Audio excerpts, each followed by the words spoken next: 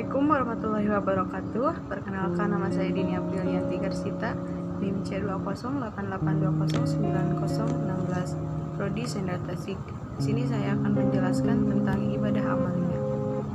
Ibadah amaliyah merupakan investasi amal yang tidak akan berhenti pahalanya, walaupun yang bersangkutan sudah meninggal dunia, yang dikenal dengan amal jariyah. Harta yang dititipkan kepada manusia harus dijadikan sebagai bekal kepada Allah Subhanahu wa Ta'ala. Banyak harta harus mendorong seseorang untuk lebih banyak beribadah kepadanya. Harta yang dijadikan sebagai bekal dan sarana ibadah berarti harta yang bermanfaat dan akan membuahkan berkah kepada harta dan kehidupan yang bersangkutan. Dan kewajiban syukur atas nikmat harta harus dibuktikan dengan cara menggunakan harta tersebut sebagai sarana ibadah kepada Allah Subhanahu wa Ta'ala. Pelaksanaan tugas ibadah kepada Allah tidak hanya diwujudkan dalam bentuk ibadah fisik saja, tetapi juga harus diwujudkan dalam bentuk ibadah harta. Investasi amal yang tidak akan berhenti pahalanya, walaupun yang bersangkutan sudah meninggal dunia, adalah harta yang disumbangkan untuk amal jariyah. Ibadah amaliyah atau ibadah dengan harta termasuk yang disumbangkan untuk amal jariyah.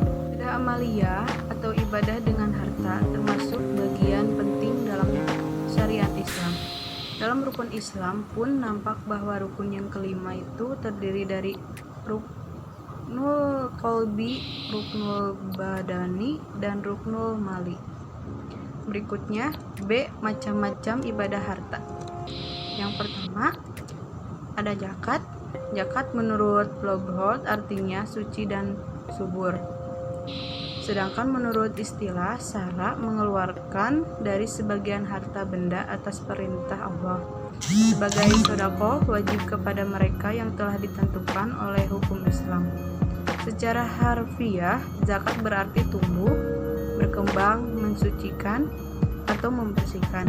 Sedangkan secara terminologi adalah zakat merujuk pada aktivitas memberikan sebagian kekayaan dalam jumlah dan perhitungan tertentu untuk orang-orang tertentu sebagaimana ditentukannya.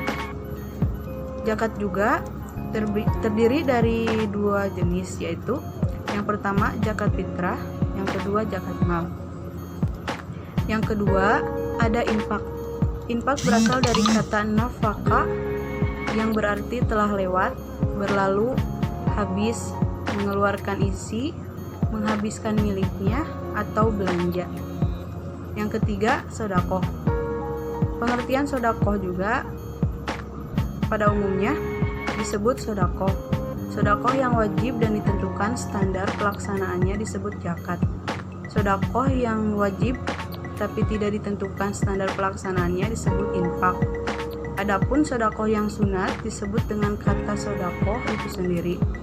Sedekah berasal dari kata as-sidqu yang berarti benar, jujur.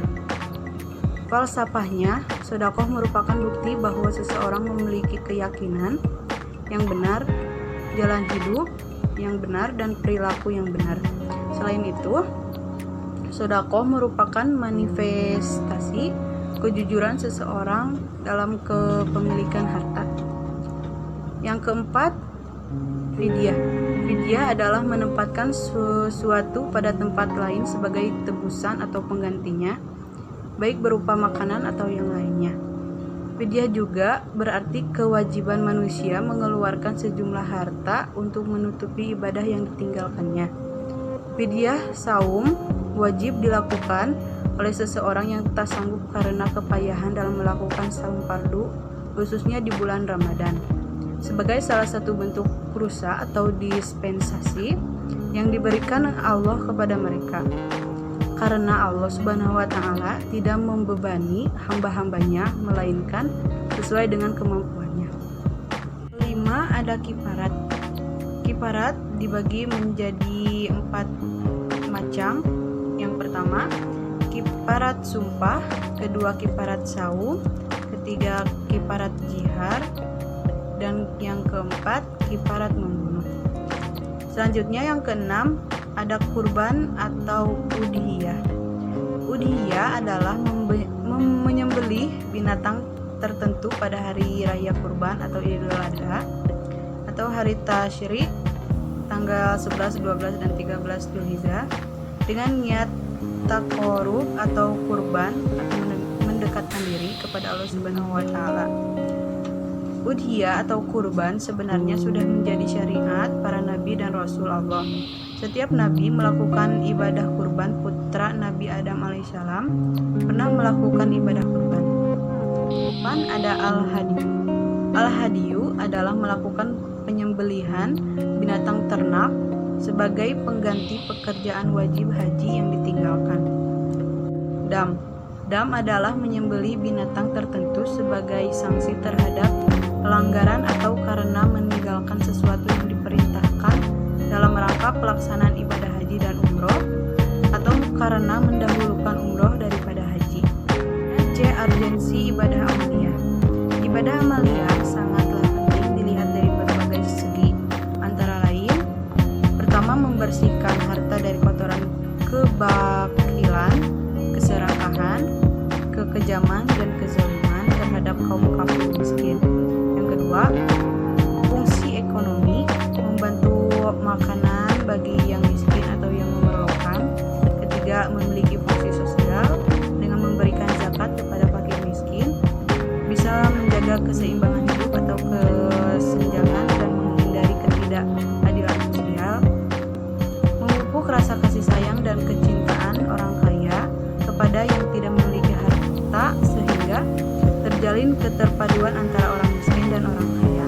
Karena kalau telah terjadi keterpaduan di antara keduanya, mudah-mudahan bisa mengantisipasi dan akan mengikis segala bentuk kejahatan yang bisa terjadi dalam masyarakat akibat kesenjangan dan ketidakadilan sosial. D. Hikmah ibadah amaliyah.